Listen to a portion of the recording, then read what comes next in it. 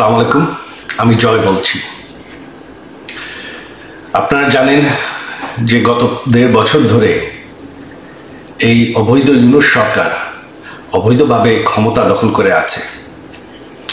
গত 1.5 বছরে তারা আমাদের অর্থনীতি শেষ করে দিয়েছে। গত 1.5 বছরে বাংলাদেশে কোনো আইন শৃঙ্খলা নেই। যত জঙ্গিদেরকে আমাদের আওয়ামী লীগ সরকার গ্রেফতার করেছিল তাদেরকে তারা জেল থেকে ছেড়ে দিয়েছে। স্বাধীনতার চেতনা তারা চেষ্টা করে মুছে ফেলছে, বাংলাদেশের ইতিহাস মুছে ফেলছে। তারা বঙ্গবন্ধু বাসা, যেই বাসা, সেই ঐতিহাসিক 32 নম্বর বাসা যেখান থেকে আমাদের স্বাধীনতা ঘোষণা হয়, সেই বাসাকে তারা ধ্বংস করে ফেলেছে। আর সবশেষে তারা এখন জামাতি রাজাকারদের হাতে দেশটাকে তুলে ধরার চেষ্টা করছে। এখন রাজাকাররাই ক্ষমতায়।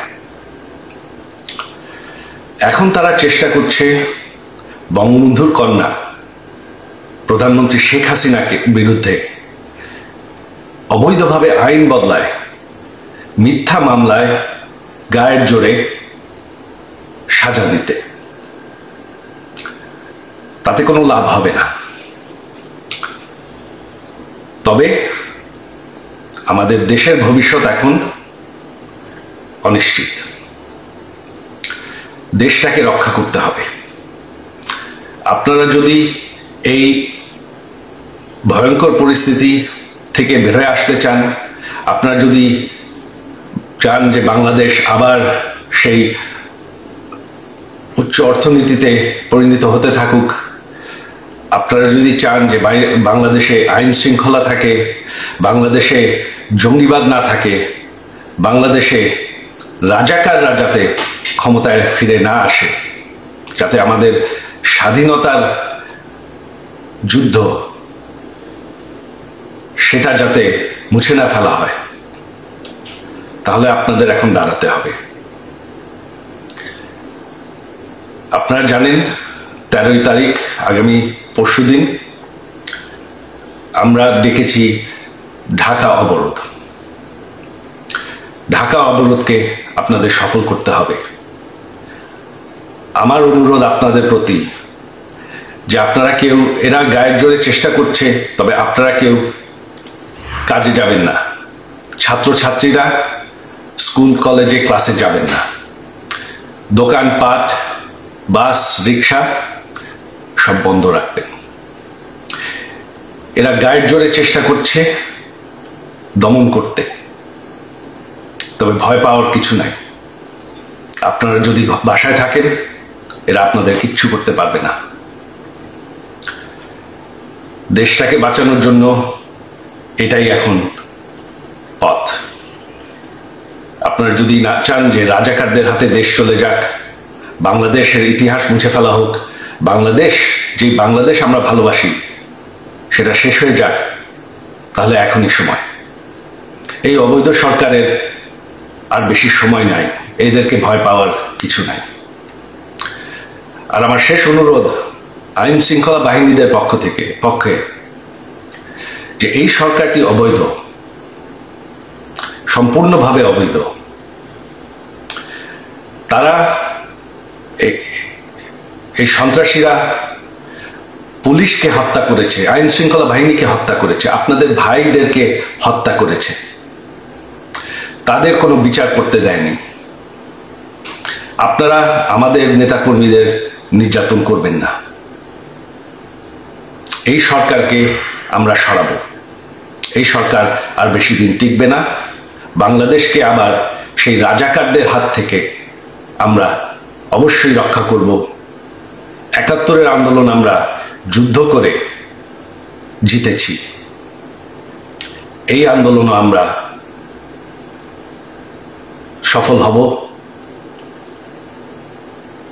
আপনাদের সবাই সহযোগিতা চাই।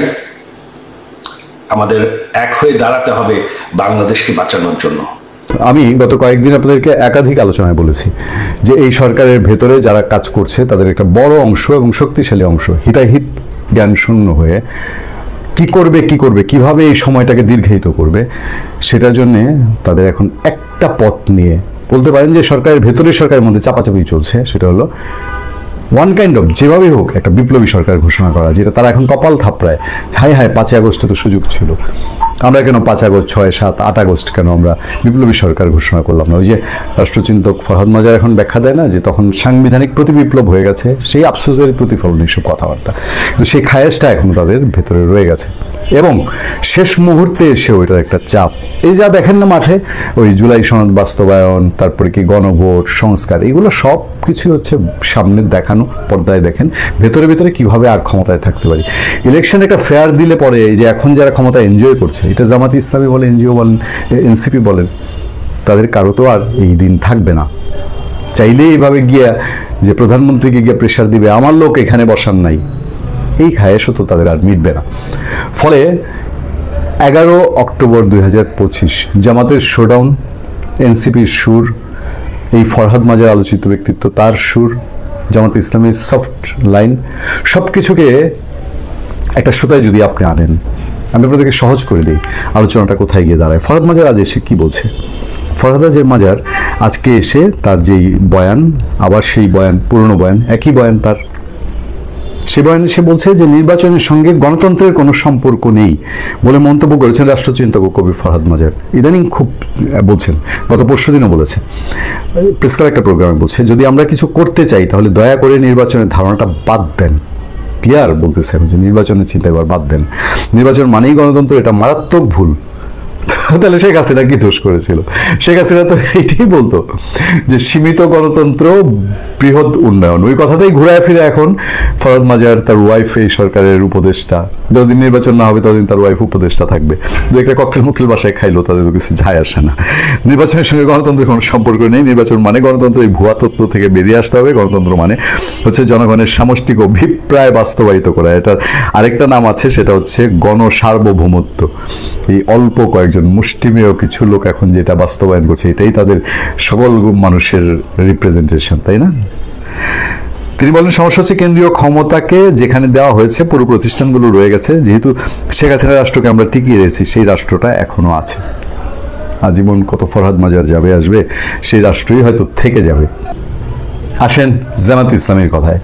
জামাত ইসলামী কি বলছে? জামাত ইসলামী তো কাছাকাছি কথাবার্তা, তা তো এর মধ্যে গোলাম পারওয়ার সাহেব বলে দিয়েছেন যে নির্বাচন দরকার হলে কয়েকদিন পিছাক, নির্বাচন কয়েকদিন পিছায় যাক, কিন্তু তারপরেও জুলাই সনদটা হইতে হবে। দর্শক, আমাদেরকে এক একজন এক এক রকম ভাবে বোঝানোর চেষ্টা করেন, কিন্তু আমরা খবরটা খুব যাচাই বাছাই করেই আপনাদের সামনে তুলে ধরার চেষ্টা করি। দেখেন, এই এনসিপি নাসিরউদ্দিন পাটোয়ারি গত কয়েকদিন ধরে খুব বলছে না? আপনারা খেয়াল রাখবেন, নাসিরউদ্দিন পাটোয়ারি অনেকদিন আগেই বলে রেখেছে ফেব্রুয়ারিতে নির্বাচন হবে না, সেই জায়গা থেকে তারা নড়চড় করেছে। আজকে এসে নাসিরউদ্দিন পাটোয়ারি কি বলেছে? বলেছে যে নির্বাচন যদি পিছায় তাহলে সেটা বিএনপি এবং জামাতের কারণে পিছাবে।